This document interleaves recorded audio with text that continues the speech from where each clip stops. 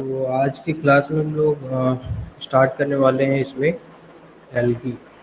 Okay. अब अभी से क्या होगा, अब आपका जितना भी टाइम बचा हुआ है, मतलब मान के चलिए अगस्त के लास्ट वीक तक, ठीक है।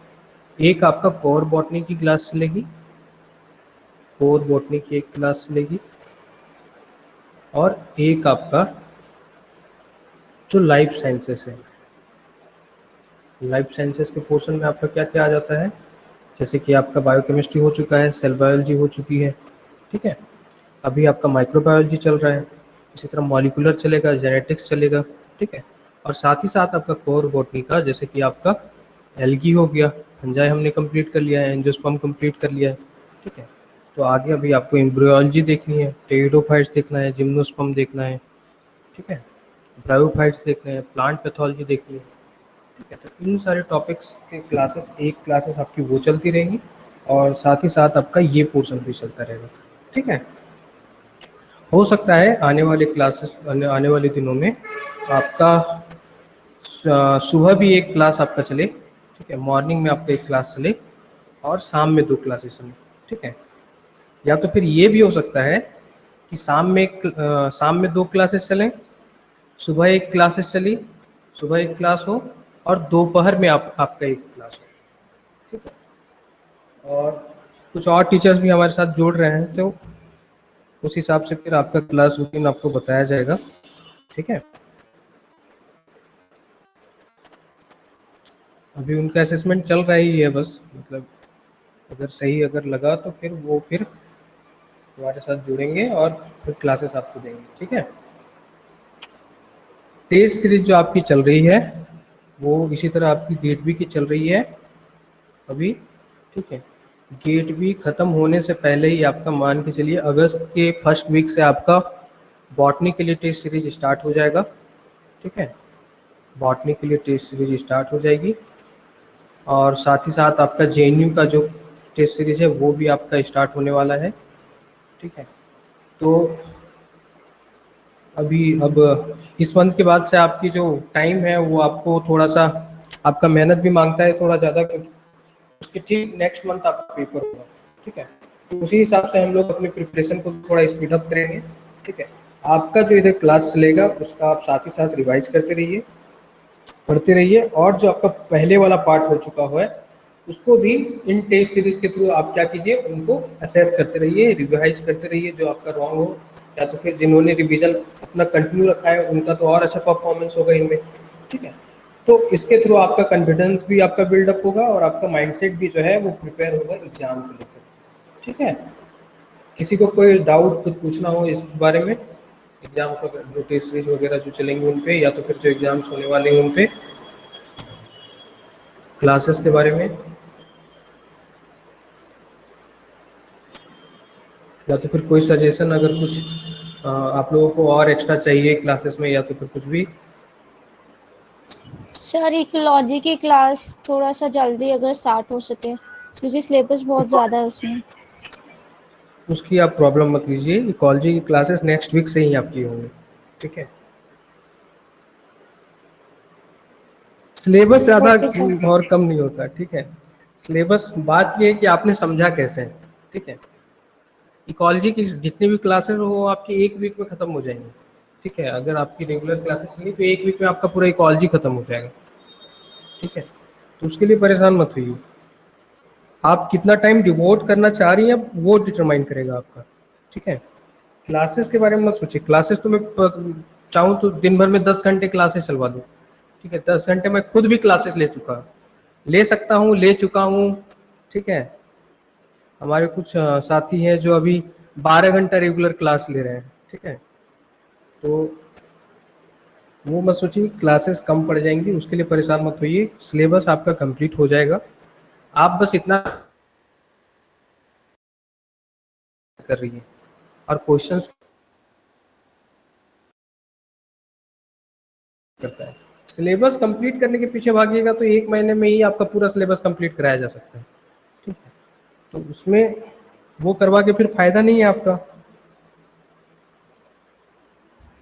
Okay. Okay sir. Sir CUCT के बारे में देखिए CUCT के बारे में ज़्यादा परेशान मत होइए। अगर आप ये सब पेपर अच्छे से इनका सिलेबस कंप्लीट करती हैं तो CUCT का पेपर आराम से आपका क्लियर होगा, ठीक है। और CUCT के पेपर के उसके बारे में अभी मत सोचिए। CUCT अगर आप पहले ये क्लियर कर लीजिए, बी का पेपर क्लियर कीजिए, क्योंकि CUCT के थ्रू इनमें एडमिशन नहीं मिलता है, ठीक है। जो सेंट्रल यूनिवर्सिटीज अपना एग्जाम नहीं करवाती उनका आपको CUCT के थ्रू आपको एडमिशन मिलेगा, ठीक है। अगर आपको BHU में एडमिशन चाहिए तो पहले इन पे फोकस कीजिए, और पूरा जो सिलेबस होता है CUCT का वो लगभग लगभग इन्हीं से मैच करता है, ठीक है। वही सिलेबस होगा आपका, ओके।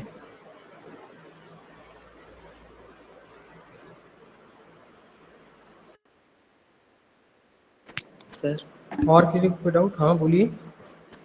सर वो क्वेश्चंस डिस्कस कर देते। हाँ वो क्वेश्चन टेस्ट। वाले, हाँ हाँ टेस्ट वाला मैं शेड्यूल कर रहा हूँ, उसका क्लास शेड्यूल कर रहा हूँ, ठीक है। कल या तो फिर संडे को वो शेड्यूल कर दूंगा मैं, ठीक है। सर अभी फ्लैजिला में हम लोगों ने देखा ना, माइक्रो फिलामेंट से मिलकर के बनता है, कंपोज होकर बनता है क्या फ्लैजिला। क्या फ्लैजिला? हाँ फ्लैजिला भी हम लोगों ने फ्लैजिला पढ़ा में था ना लास्ट में। हाँ तो वो माइक्रो ट्यूब्यूल्स से मिलकर के, माइक्रो फिलामेंट से मिलकर के बनता है ना। माइक्रोट्यूब्यूल्स?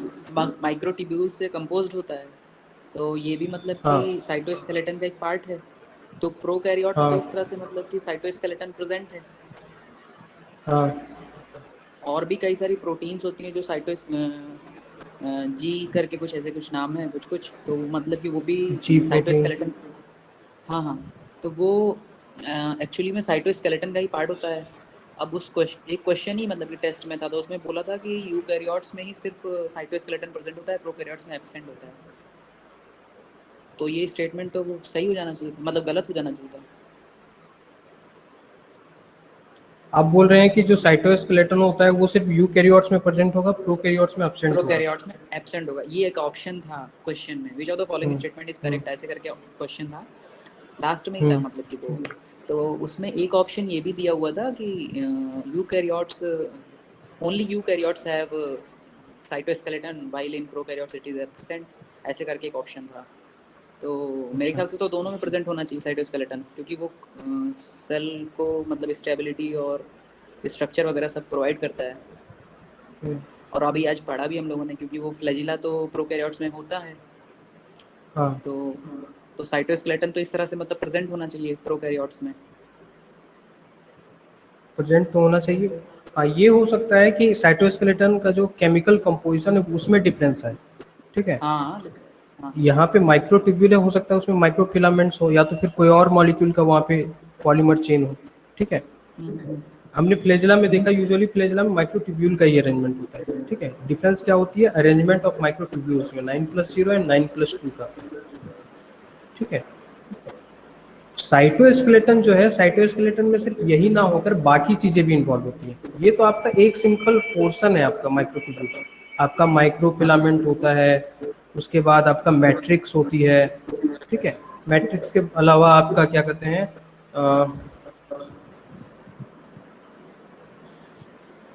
सेल जंक्शंस होते हैं, ठीक है। हम्म। तो इन सभी को मिलाकर आपका साइटोस्केलेटन बनता है, ठीक है। साइटोस्केलेटन सिर्फ ऐसा नहीं है कि माइक्रोट्यूब्यूल्स प्रेजेंट है तो आपका साइटोस्केलेटन हो गया। Cytoskeleton is the collective term for all this structures, okay. Actually में ये तो पढ़े जैसे थे शायद, तो उसमें मतलब कि ये था कि बैक्टीरियल प्रोटीन्स, जैसे ट्यूबुलिन रिलेटेड प्रोटीन्स होती हैं कई सारी बैक्टीरिया में, जैसे हाँ हाँ FTZ होती है, और भी मतलब कई सारी हैं।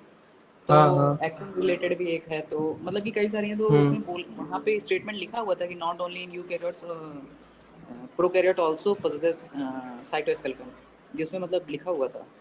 तो उस हिसाब अच्छा से चलो, मतलब मैं वो कि क्वेश्चन देख लूंगा, वो मैं क्लियर कर दूंगा डाउट क्लास में, ठीक है। ओके।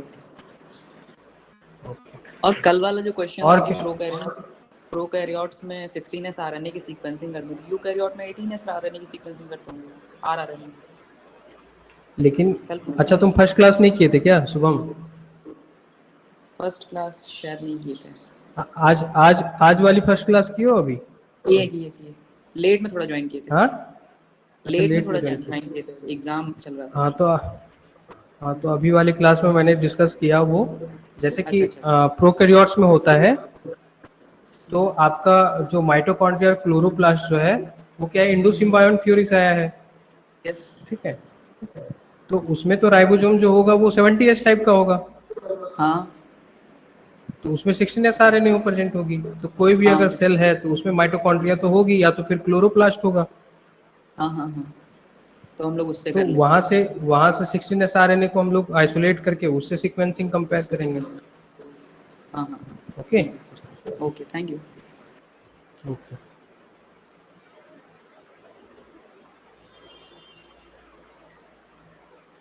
तो हम लोग एल्गी स्टार्ट करते हैं। और किसी को कोई कुछ पूछना है, कुछ भी? मेरा एक डाउट था हाँ बोलिए। ये कि एक जगह पढ़ा था कि फ्लैजेला जो होता है वो फ्लैजेलिन से बना होता है, तो डाउट ये था कि जो फ्लैजेलिन है वो क्या माइक्रोट्यूब्यूल है या और अदर प्रोटीन? फ्लैजिलिन से बना हुआ है आपका माइक्रो फ्लैजिला। ठीक है, तो जैसे कि आपको मैंने एक बार बताया था कि सेलुलोज की जो यूनिट होती है वो आपको कहीं कहीं पे मिल सकता है सेलुलोबायोज। ठीक है, तो अब क्या सेलुलोबायोज में अब आप, फिर ये भी आपको मैंने बताया कि सेलुलोज जो होता है उसके मोनोमर्स क्या होते हैं, आपके ग्लूकोज से बना होता है। ठीक है, तो अगर सेलुलोबायोज अगर दिया हुआ है तो इसका मतलब क्या कि ये ग्लूकोज से नहीं बना हुआ है? नहीं, ग्लूकोज से बना हुआ है। दो ग्लूकोज यूनिट जब बनते हैं, मिलते हैं आपके एक साथ, तो वो क्या बनता है, सेलुलोबायोज बनता है। ओके, तो उसी तरह फ्लैजला जो है वो आपका फ्लैजलिन प्रोटीन से बना हुआ है। अब ये फ्लैजलिन प्रोटीन क्या होता है, किन्हीं किन्हीं प्रोकैरियोट्स में आपका इनमें क्या होता है, मॉडिफिकेशन होता है। ठीक है, जहां पर आपका माइक्रोट्यूब्यूल्स की जगह पे आपके कुछ और प्रोटीन्स यहाँ पे इन्वॉल्व होंगे। ठीक है, तो इसी के लिए वहां पे क्या किया गया है, आपका फ्लैजलिन टर्म्स को लाया गया। कहीं कहीं पे आपको ये भी मिलेगा कि फ्लैजलिन जो है वो माइक्रोट्यूब्यूल से मिलके बना हुआ है। Okay, yes sir.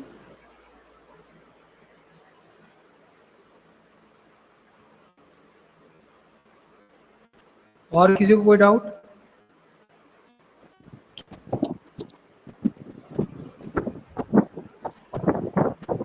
नहीं है? तो फिर हम लोग स्टार्ट करते हैं एल्गी। सर ठीक है, हाँ सर बोलिए। हाँ सर ये पूछना था कि आप मेनली फोकस बीएचयू के सिलेबस पे कर रहे हो क्या? लाइक जैसे नहीं, आपने अब एक लेक्चर में बोला था, पीछे रिकॉर्डेड जो हमने देखा था, कि आप एनालिटिकल टेक्निक्स नहीं करवाओगे, बट जबकि डीयू में तो हमें वो पेपर पढ़ाया जाता है एज ए डीएससी। क्या tools and yes techniques? Sir, yes sir. Tool and techniques अब बीएचयू के भी सिलेबस में है। ठीक है, अगर आप बीएचयू के 6 सेमेस्टर का सिलेबस देखिएगा तो वहाँ पे टूल्स एंड टेक्निक्स भी आते हैं। जो बीएचयू का स्टूडेंट, अगर कोई है यहाँ पे प्रेजेंट जो अभी फिलहाल बीएचयू में हो, यस सर। तो टूल्स एंड टेक्निक्स आपके हैं 6 सेमेस्टर में। यस सर, कल ही पेपर है। तो हाँ, तो टूल्स एंड टेक्निक्स भी आपको कराया जाएगा। पहले ये बेसिक चीज़ें आप पहले पढ़ लीजिए। ठीक है, क्योंकि टूल्स एंड टेक्निक्स में उन्हीं के बारे में पढ़ना है। ठीक है, कुछ कुछ टूल्स मैं आपको साथ में ही बताता जा रहा था, जैसे कि पेपर क्रोमेटोग्राफी आपको बताया। ठीक है, एक्सरे डिफ्रैक्शन मैंने आपको बताया। कुछ स्पेशल टूल्स हैं वो आपको अलग से क्लास लूंगा मैं, उसमें आपको बताया जाएगा। ठीक है, उसके सर लिए मैं ये परेशान मत पूछ रही होइए थी आप। कि हाँ, आप फोकस बीएचयू पे कर रहे हो मेनली? नहीं, फोकस मेरा सारे एमएससी एंट्रेंसेस पे है। ठीक है, ओके जितना सर। भी एमएससी बॉटनी का पेपर होता है उन सभी पे है फोकस। इसलिए मैं जब भी पढ़ाता हूँ तो नोट्स में आपको स्पेसिफाई कर देता हूँ कि ये क्वेश्चन यहाँ पे पूछा है, ये क्वेश्चन यहाँ पे पूछा है, या तो फिर ये क्वेश्चन यहाँ पे पूछे जा सकते हैं। ठीक है, सिलेबस तो लगभग यूजीसी, सिलेबस तो यूजीसी ही डिसाइड करता है, चाहे वो बीएचयू का हो, डीयू का हो, चाहे जेएनयू का हो, चाहे जहीं का भी हो। ठीक है, तो एक बेसिक सिलेबस लेके मैं चल रहा हूँ जो कि आपका सभी जगह पे कॉमन है। ठीक है,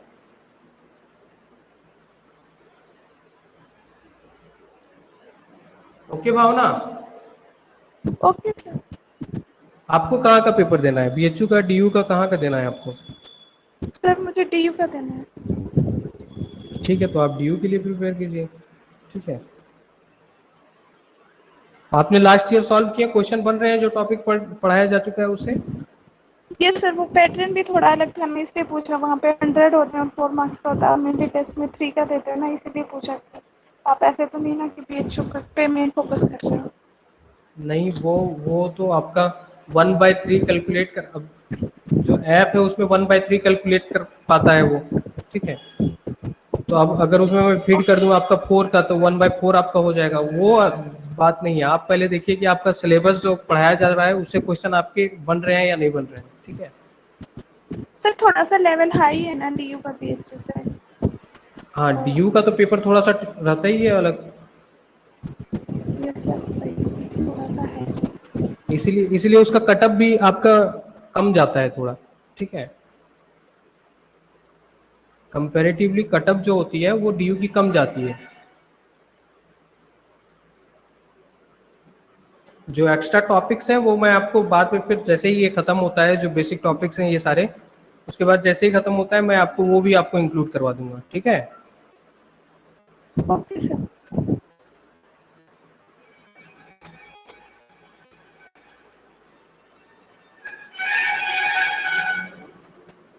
तो एलगी आज हम लोग को स्टार्ट करना है, ठीक है। जो एलगी जो हम लोग देखने वाले हैं वो हम लोग स्टार्टिंग में, अभी पहले हम लोग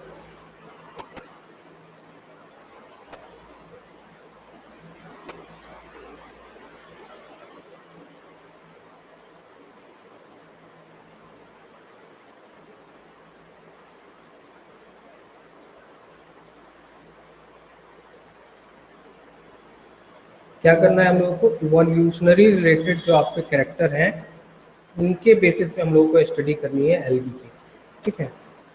इवोल्यूशन रिलेटेड मतलब किस तरह से डिफरेंट डिफरेंट जो इनके क्लास है वो किस तरह से रिलेटेड है इवोल्यूशनरी, ठीक है। तो जो एलगी होती है ये क्या होती है, आपकी यूकैरियोटिक सेल। क्या है? यूकैरियोटिक सेल, जिसमें क्या होता है आपका फोटोसिंथेटिक पिगमेंट प्रेजेंट होंगे,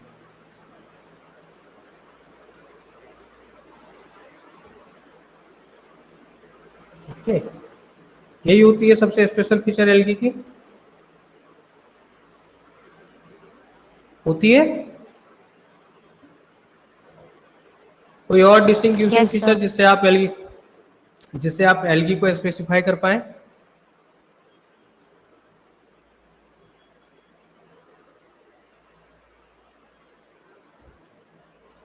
कोई बताना चाहेगा?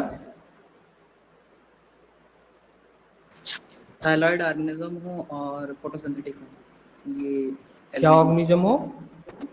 थायलॉइड ऑर्गेनिज्म हो, प्लांट बॉडी अनडिफरेंशिएटेड हो रूट सिस्टम और लीव्स में, अच्छा, तो एल्गी हो सकते हैं और फोटोसिंथेटिक हो हेट्रोसिस सकते भी। थैलॉइड। हाँ, और क्या बोला किसी ने? हैं। फोटोसिंथेटिक हो, हेट्रोसिस तो हेट्रो हेट्रोसाइट। हेट्रोसिस्ट, इसी को हेट्रोसाइट कहा जाता है। Heterocyte is the new term for this, okay. Heterocyte, पहले जो हेट्रोसिस्ट बोला जाता था, तो ये जो सिस्ट टर्म है ना, ये इसको रॉन्ग मिसनोमर ये क्रिएट कर रहा था, ठीक है। अब इसको चेंज करके साइंटिफिक सोसाइटी इसको नाम दे दिए हेट्रोसाइट, ओके। सिस्ट टर्म जो यूज होता है वो आपका नॉन लिविंग सेल के लिए यूज होता है, ठीक है। तो इस, और जो आपकी हेट्रोसिस्ट होती है वो आपका कहाँ पे, लिविंग सेल में प्रेजेंट होती है, ठीक है। इसलिए इसको डिफ्रेंशिएट करने के लिए हेट्रोसाइट अब नाम दिया गया है, ओके। हाँ, तो आपने बताया हेट्रोसिस्ट, चलिए हेट्रोसिस्ट है। और कोई कुछ बताएगा?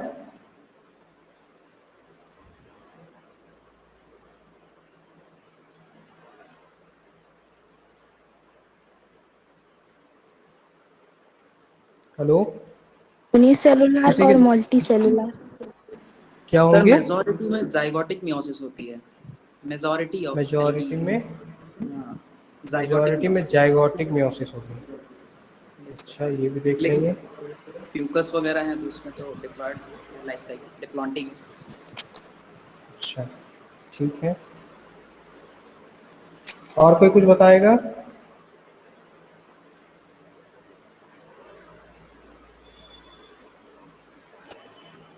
नहीं, इतना ही? सर चलिए, हाँ बोलिए। algae can be unicellular or multicellular. Multi cellular and unicellular.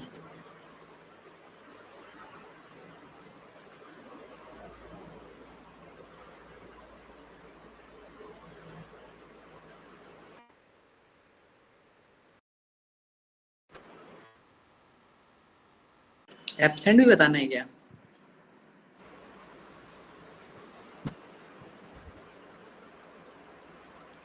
Okay, ये सारे ठीक है, लेकिन ये जो हेट्रोसिस्ट है, ठीक है, this is only characteristics of what?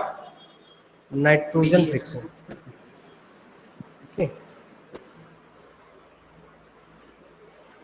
जहां पे आपका एनएरोबिक कंडीशन चाहिए। Okay. तो heterocyst is not characteristics of all algae. Okay, not characteristic of all algae.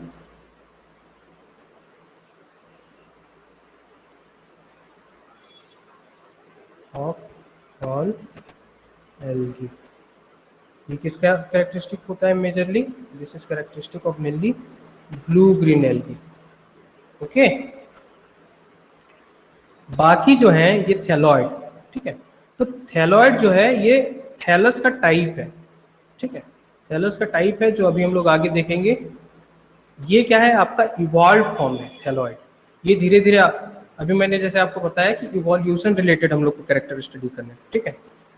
तो आपका यूनिसेलुलर होगा, यूनिसेलुलर से मल्टीसेलुलर होगा, मल्टीसेलुलर फिर एग्रीगेटेड फॉर्म डेवलप करेंगे, aggregated form to thalloid structure जाएगा, और वो फिर आपका क्या करेगा? डिफरेंट डिफरेंट पोर्शंस में आपका डिवाइड होगा, ठीक है। तो ये भी आपका पार्ट किसका है? इवोल्यूशन का, ठीक है। उसके बाद आपने बताया जाइगोटिक मियोसिस, ठीक है। तो ये भी क्या है? लाइफ साइकिल में इवोल्यूशन को दर्शाता है, ठीक है। जैसे कि आप लोग पढ़ेंगे हैप्लॉन्टिक, फिर आएगा हैप्लोडिप्लॉन्टिक, फिर आएगा आपका डिप्लोहैप्लॉन्टिक, और लास्टली क्या आएगा? डिप्लॉयड कंडीशन, ठीक है, या तो फिर डिप्लॉन्टिक लाइफ साइकिल। तो ये भी आपका on the phase of evolution जो है वो क्या हुआ? इवॉल्व हुआ है आपका लाइफ साइकिल, ठीक है। यूनिसेलुलर मल्टीसेलुलर क्या हो गया? ये तो आपका थैलस में ही हो गया, ठीक है। तो इन सभी चीजों को एक साथ पढ़ने के लिए सबसे अच्छा तरीका क्या है? On the basis of evolution हम लोग पढ़े, ठीक है, जिससे क्या कर सकते हैं हम लोग? रिलेट भी कर पाए different different classes of algae के, ठीक है। क्लियर है सभी को?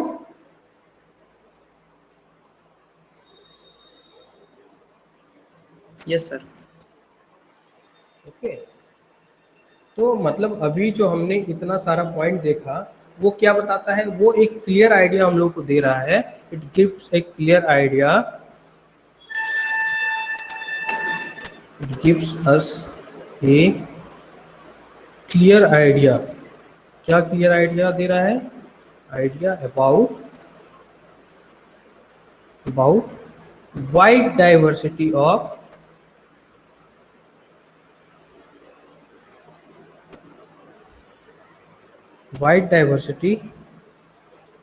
algae in the morphology,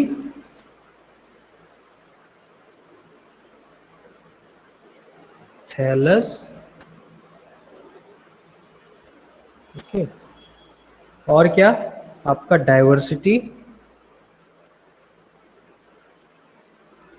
and mode of sexual reproduction,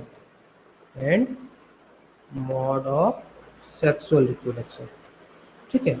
जब इतना सारा कैरेक्टरिस्टिक्स में हम लोगों को डाइवर्सिटी दिख रही है तो क्या करेंगे हम लोग? इन्हीं के बेसिस पे जो हमारा एल्गी का क्लास है उसको क्लासिफाई करने की कोशिश करेंगे, ठीक है। और यही बाकी जो साइंटिस्ट जो थे जिन्होंने क्लासिफिकेशन आपका क्या क्या प्रपोज किया, वो इन्हीं कैरेक्टरिस्टिक्स के अराउंड क्या क्या क्लासिफिकेशन दिया फंजाई एल्गी का, ठीक है। बार बार फंजाई बोल रहा हूँ। तो एल्गी का जो क्लासिफिकेशन है वो मेनली इन्हीं कैरेक्टरिस्टिक्स पे है जो अभी हम लोगों ने देखा, ठीक है, एल्गल क्लासिफिकेशन।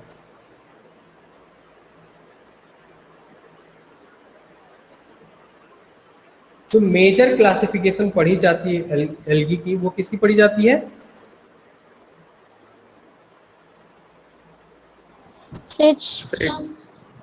फ्रिश। ओके, यहाँ पे हम लोग क्लासिफिकेशन नहीं पढ़ेंगे, क्योंकि क्लासिफिकेशन से जो क्वेश्चन आते हैं वो यूजुअली या तो नहीं पूछे जाते हैं, या तो फिर यही पूछ लिया जाता है कि क्लासिफिकेशन जो सबसे ज़्यादा आपका एक्सेप्टेड है वो किसका है? आपका फ्रिश का है। इसके अलावा जो क्वेश्चन पूछे जाते हैं वो मैं आपको जब पढ़ाऊंगा डिफरेंट डिफरेंट क्लासेस, या तो फिर मैं आपको उनको साथ में आपको वहाँ पे बताता चलूँगा, ठीक है? किसी को कोई प्रॉब्लम इससे? एल्गल क्लासिफिकेशन किसके द्वारा दिया गया है? फ्रिश के द्वारा। Okay, most accepted.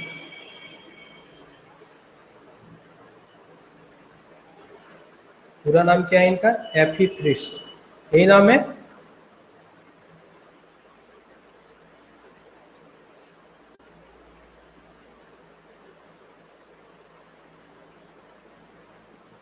कौन सी बुक में दिया था इन्होंने, कौन से पेपर में ये पब्लिश किया था अपना classification? Structure and reproduction of algae. Structure and reproduction of algae. Structure and reproduction of algae.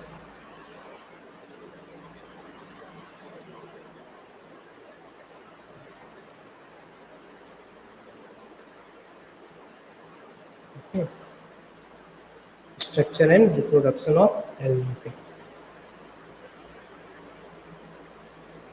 इसके कितने वॉल्यूम थे? Volume 1 and 2। ठीक है, 2 वॉल्यूम था इस बुक का।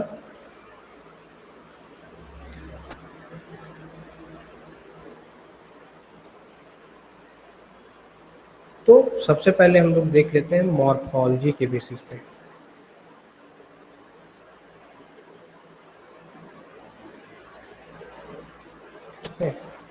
मॉर्फोलॉजी के बेसिस पे देखना है। तो जो क्लासिफिकेशन होती है, classification is not primarily based on morphology.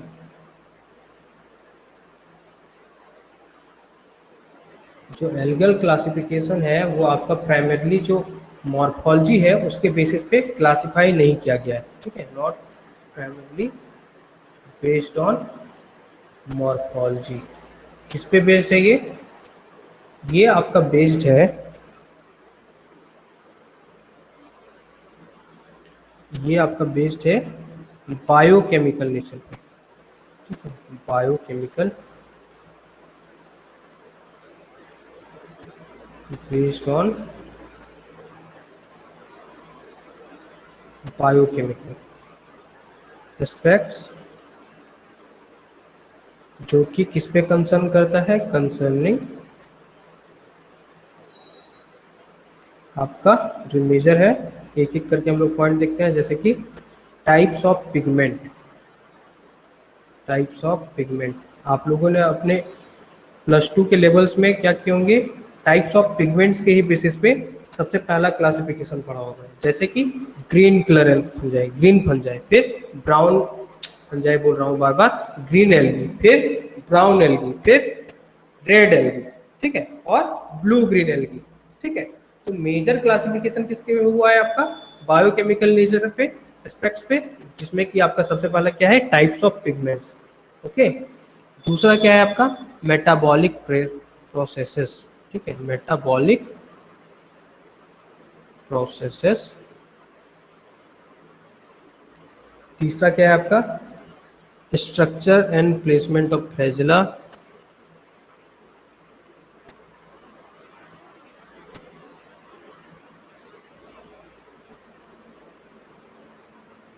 और ऐसे कई सारे फीचर्स हैं एंड मेनी मोर, ठीक है, ओके। तो सबसे ज़्यादा जो इम्पोर्टेंट है हम लोग को पढ़ना, ये तीनों पॉइंट पढ़ना जरूरी है, ठीक है। मेनली क्वेश्चन इन्हीं तीनों के अराउंड पूछे जाते हैं, ठीक है। और हमारा जो यूजी का कोर्स भी होता है वो इन्हीं 3 पॉइंट्स के ऊपर ज़्यादा फोकस भी करता है, ठीक है। तो एक एक करके हम लोग स्टार्ट करेंगे। सबसे पहले हम लोग स्टार्ट करेंगे किस पे? पिगमेंट बेसिस पे, ठीक है। पिगमेंट स्टडी को देखेंगे हम लोग।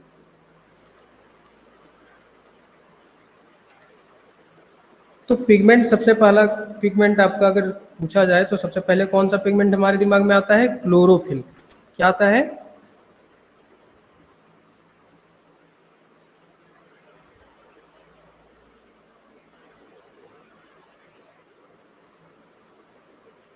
क्लोरोफिल, ठीक है, क्लोरोफिल।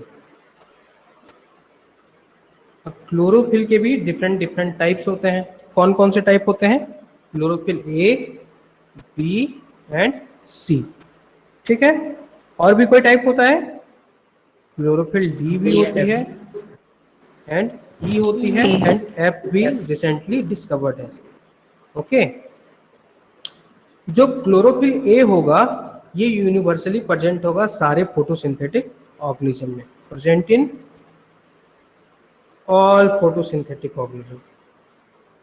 मतलब कि अगर सब में प्रेजेंट है तो हम लोग इसके बेसिस पे क्लासिफिकेशन नहीं कर सकते, ठीक है, क्योंकि ये क्या हो गई? यूनिवर्सल हो गई। जो डिफरेंशिएटिंग होगा उसी के बेसिस पे तो हम लोग क्लासिफिकेशन कर सकते हैं, ठीक है। Present in all photosynthetic organism.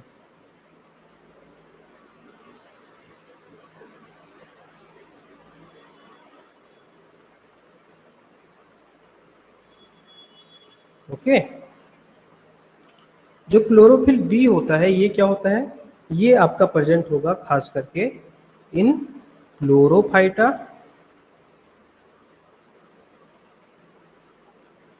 Phyta and यूग्लिनोफाइटा, ठीक है। ये क्या है? क्लोरोफाइटा एंड यूग्लिनोफाइटा, ये डिफरेंट क्लासेस हैं जो कि क्रिस्प ने अपने क्लासिफिकेशन में दिए हैं, ठीक है। क्लोरोफाइटा एंड यूग्लिनोफाइटा में क्या होगा? क्लोरोफिल बी प्रेजेंट होगा। क्वेश्चन कैसे पूछे जाते हैं? क्वेश्चन पूछे जाते हैं कि which chlorophyll pigment is present in abundance in this class. आपको ऑप्शन दे देगा क्लोरोफाइटा, यूग्लिनोफाइटा, और क्या दे सकता है? बेसिलेरियोफाइटा, क्राइजोफाइटा, और आपको पिगमेंट दे देगा, ठीक है। तो उस हिसाब से आपको अगर याद रहेगा उस टाइम पे कि क्लोरोफिल बी जो है वो किसमें प्रेजेंट है? क्लोरोफाइटा और यूग्लिनोफाइटा में, तो वहां पे आप आसानी से आंसर को करेक्ट कर सकते हैं, ठीक है। क्लियर है ये किस तरह से सवाल पूछा जाता है?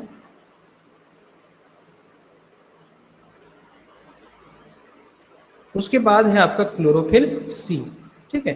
तो क्लोरोफिल सी जो है ये किसमें प्रेजेंट होता है? ये प्रेजेंट होगा आपका बेसिलेरियोफाइटा, बेसिलेरियोफाइटा,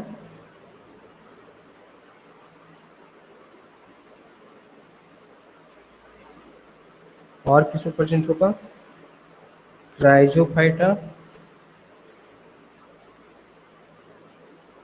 और पायरोफाइटा,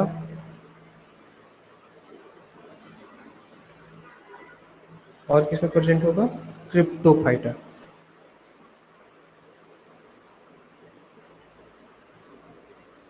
ओके। इनमें प्रेजेंट होगा। क्लोरोफिल जो होता है ये मेजरली प्रेजेंट होता है इन रोडोफाइटा,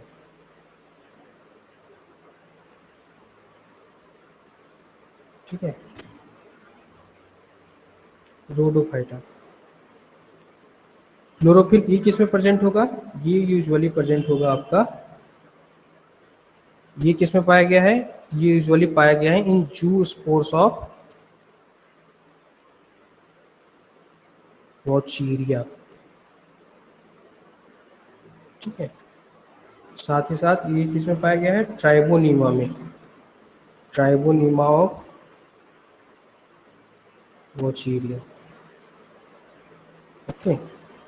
क्लोरोफिल एफ किस में पाया गया है? बताइए, किसी को पता है?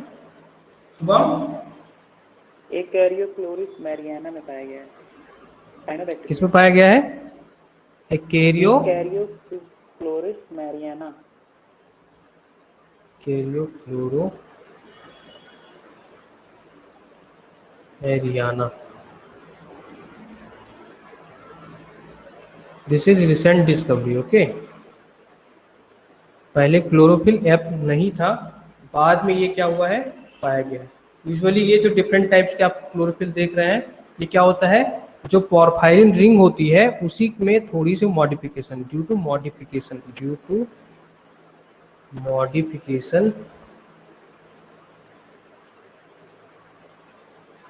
इन पोरफायरिन रिंग स्ट्रक्चर। ओके,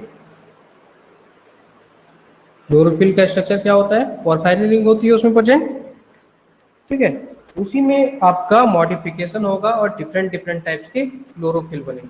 ठीक है, जैसे कि यहाँ पे क्लोरोफिल बी, यहाँ पे क्या होता है, मिथाइल ग्रुप का एडिशन होता है। ठीक है, उसी तरह सी डी ई एफ में क्या होगा, डिफरेंट डिफरेंट टाइप्स के ग्रुप क्या होंगे, पोरफायरिन रिंग के अराउंड अटैच्ड होते जाएंगे और वो क्या हो जाएगा, मॉडिफाई होता चला जाएगा। ठीक है, तो ये तो आपका हो गया क्लोरोफिल के टाइप्स डिफरेंट। ठीक है, क्या क्लोरोफिल सिर्फ पिगमेंट होता है जो, हाँ बोलिए।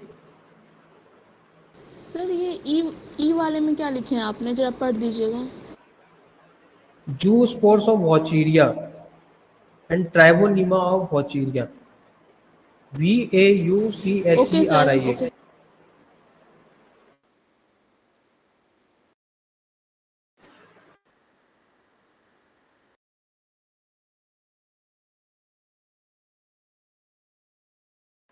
जैसे कि आपका कैरेटिनोइड्स।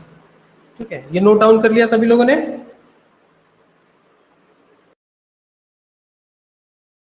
Yes sir. इस टाइम पे इंटरनेट का प्रॉब्लम हो ही रहा है रेगुलर, ये भी देख रहा हूँ 2-4 दिनों से। तो मैं बोल रहा था कि इनमें क्या होता है, फाइकोबिलिन प्रोटीन में इनसॉल्युबल होते हैं ये सुना था आप लोगों ने। Yes sir.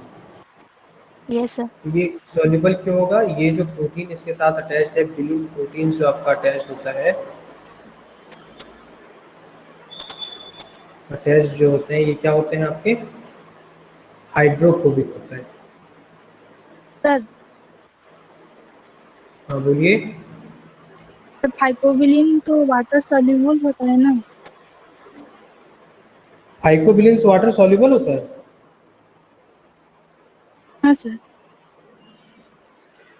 Phycobilin water soluble होता है, इनसॉल्युबल होता है, एक मिनट।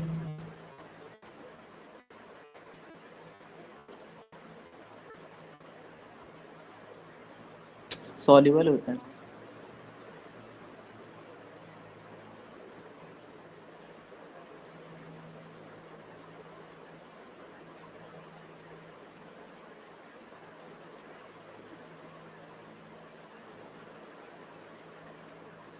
अच्छा हाँ, ये जो बिलिन प्रोटीन्स होती हैं ये वाटर सॉल्युबल होती हैं। ठीक है, अच्छा ये रखा है।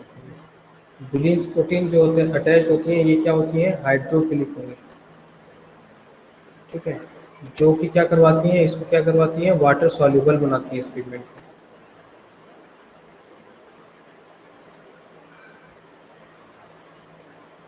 Next pigment. सर, हाँ बोलिए। सर बिलिन प्रोटीन क्या है? बिलिन प्रोटीन है, ये एक टाइप का प्रोटीन होता है जो कि आपका पिगमेंट के साथ अटैच्ड होता है। ठीक है, ये जो यहाँ पे प्रोटीन इसके साथ जो अटैच्ड होगा उसका नाम बिलिन प्रोटीन है। ठीक है, ओके। Okay sir. तो ये आपका वाटर सॉल्युबल होता है। ठीक है, सॉल्युबिलिटी इसका जो आती है वो किस कारण आती है, इस प्रोटीन के कारण आती है। ठीक है,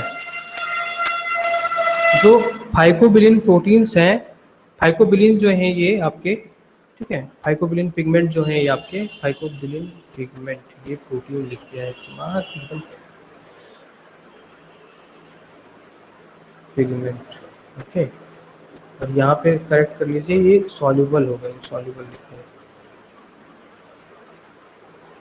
ओके, तो ये जो है आपके दो टाइप्स के होते हैं, ठीक है। फाइकोबिलिन पिगमेंट जो है दो टाइप के होंगे, कौन कौन से? एक होता है आपका फाइकोइरिथ्रिन,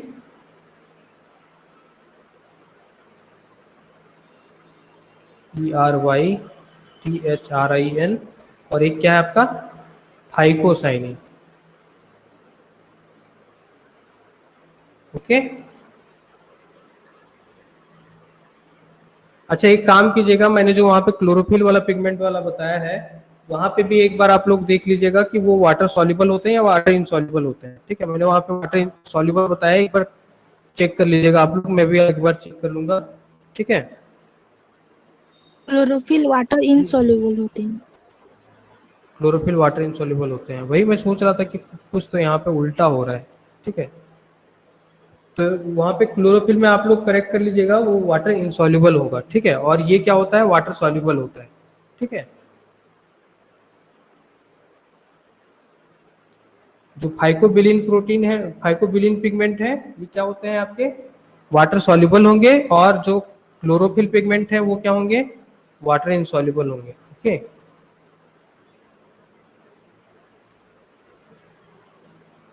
इनसॉल्युबल होंगे वाटर में,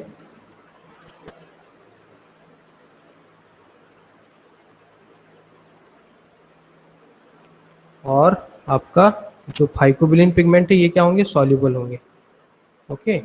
इसलिए क्रोमेटोग्राफिक सेपरेशन के टाइम पे हम लोग क्या करते हैं? ऑर्गेनिक सॉल्वेंट वहाँ पे यूज करते हैं, ठीक है। जिसके साथ क्या होगा? एफिनिटी होगी किसकी? पिगमेंट्स की। जो फोटोसिंथेटिक पिगमेंट्स होते हैं वो क्या करेंगे? फिर आपका सेपरेट होते हैं वहाँ पे, ठीक है। अगर वहाँ पे एसोसिएशन नहीं होगा आपका, सॉल्युबल नहीं होगा वहाँ पे, तो वो क्या करेगा? राइज नहीं करेगा आपका क्रोमेटोग्राफी पेपर में, ठीक है। बिलीन जो है वो बाइल से रिलेटेड है, ये देखना पड़ेगा बाइल से रिलेटेड है या नहीं, ठीक है। और क्या पूछ रहे हैं? सर कैरोटिनॉइड्स, कैरोटिनॉइड्स कैसा होता है? कैरोटिनॉइड्स मेरे ख्याल से आपका वाटर इनसॉल्युबल होगा, ठीक है। वाटर कैरोटिनॉइड्स जो होते हैं वो वाटर इनसॉल्युबल होने चाहिए।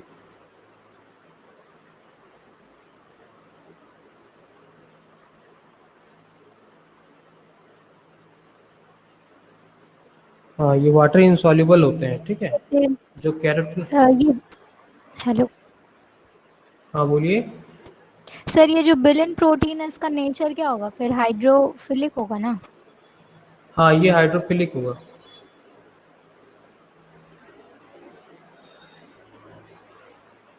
ओके। जो कैरोटिनॉइड है ये इनसॉल्युबल है। ये जो फाइकोबिलिन पिगमेंट है, इनको जो सॉल्युबिलिटी प्रोवाइड करवा रहा है ये इसी प्रोटीन के कारण ये हो पा रहा है, ठीक है। अगर ये प्रोटीन यहाँ पे नहीं होती तो फाइकोबिलिन पिगमेंट क्या होते हैं? ये इनसॉल्युबल होते हैं। लेकिन पिगमेंट के साथ ये प्रोटीन अटैच्ड है, जिसके कारण क्या होता है? ये सॉल्युबल होता है वाटर में, ओके। Okay sir.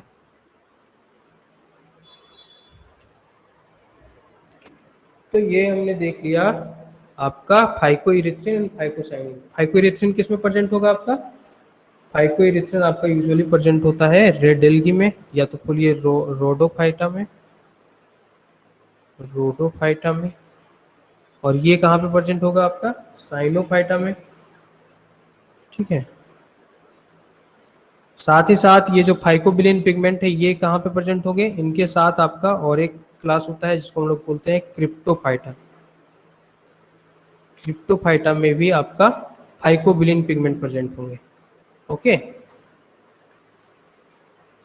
क्लियर है यहां तक सभी को? हेलो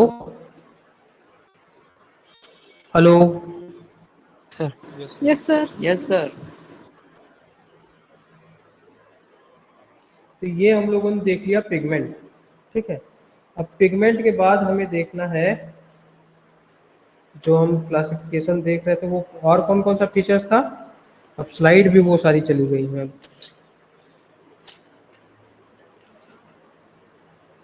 अब इसके बाद हम लोग को देखना था मेटाबॉलिक प्रोसेसेस में, ठीक है।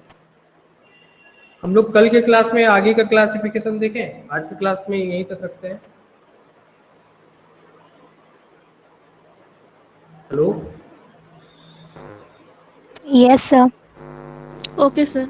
ओके, कल के क्लास में हम लोग देखते हैं। ये थोड़ा सा प्रॉब्लम भी कर रहा है इंटरनेट अभी बार बार। या तो फिर ये हो सकता है कि मैं ये जो एलकी की क्लास है सुबह कर दूं और शाम को सिर्फ एक क्लास हो और सुबह में एक क्लास हो, ये सही रहेगा?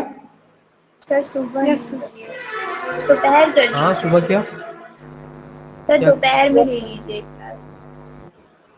दोपहर में भी सुबह एक क्लास ले क्लासेस लें? चलती है। नहीं सर, सुबह वाली दोपहर में ले लीजिए, सुबह में मत लीजिए।